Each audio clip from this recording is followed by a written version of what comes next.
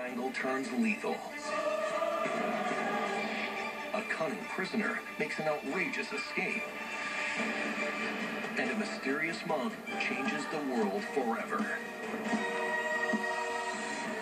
But first, a sinister tale of witchcraft, treachery, and murder unfolds at this breathtaking manor.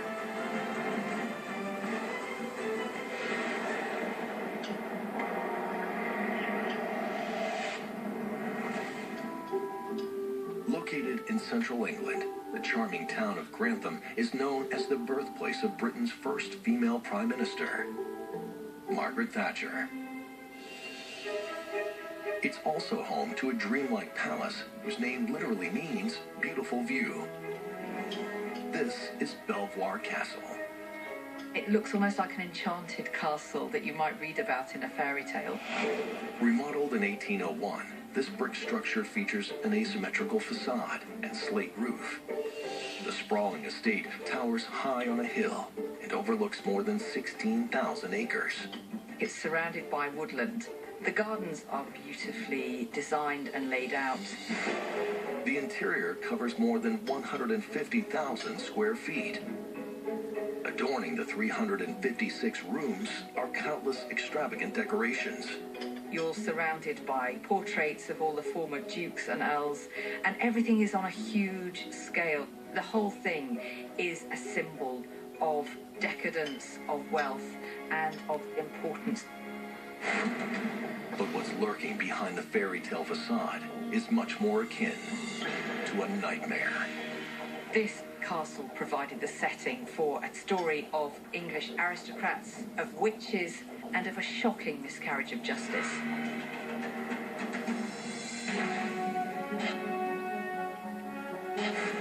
The Earl of Rutland and his wife live at Belvoir Castle with their 2 sons and their daughter, Catherine. The Rutlands are one of the oldest and most distinguished dynasties in England. They're also arguably the richest, almost richer than the king himself. The Rutland boys are first in line to inherit the vast estate, while the beautiful Catherine is destined to marry the dashing Duke of Buckingham. Life is grand for the prominent family, but in 1612, tragedy strikes. The 2 sons were suffering from a sudden and very mysterious illness. It's a very frightening illness to witness. They have convulsions and foaming at the mouth, and they're almost delirious. Doctors struggle to diagnose the strange malady, until finally the unknown illness takes its toll. The eldest of the boys dies. Soon afterwards, the younger boy finally gives up his struggle with life. The Rutlands are distraught. In search of answers, they soon determined that the affliction wasn't medical, but supernatural. It seemed the 2 boys had been bewitched. The Rutlands' conclusion is a common one. Throughout Europe, misfortunes of any kind are often blamed on black magic. If anything went wrong in a local village or a community, they would immediately assume there was a witch at work. So the family launches a witch hunt, and they soon identify a set of suspects. 3 of the Earl's former servants, Joan, Margaret, and Philippa Flower. They'd been dismissed from the castle. They were very bitter about the fact, and it was said that they had uttered a curse against the Earl and his children. The 3 women are swiftly arrested and imprisoned. After a brief trial, they are found guilty of witchcraft and murder. They were sentenced to death by hanging, and that sentence was carried out just 3 days after the trial. With the treacherous trio dead, the Rutland family begins the process of rebuilding their dynasty. The Earl and Countess's grief at the loss of their sons was temporarily replaced by joy at the marriage of their daughter Catherine to the dashing Duke of Buckingham. The Earl of Rutland and his wife live out the rest of their days in relative peace. And eventually, Catherine and her husband inherit the family estate at Belvoir Castle. For centuries, the story of how the 3 witches cursed and killed the Rutland boys is passed down through the generations. But then, in 2013, a new theory emerges that puts the grisly events of Belvoir Castle in a totally new light. These three unfortunate women were scapegoats for what appears to have been an extraordinary plot.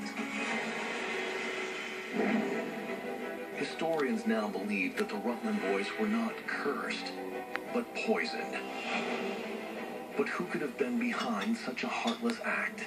There is one person above all others who stood to gain most from the death of the Rutland boys, and that was the Duke of Buckingham. The boys' untimely deaths cleared the way for the ambitious Buckingham to seize the Rutland family's fortune. When he married Catherine, he would become the richest man in the country. This shocking theory is supported by the fact that the Duke employed a rather unsavory man. Among his household staff was a poisoner. He may even have been sent by Buckingham as a doctor who may have been giving them poison. So, in his climb to the top, it seems the Duke resorted to murder.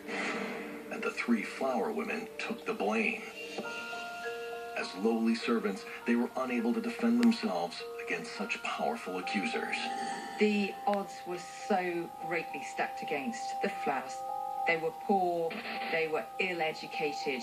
It was a foregone conclusion.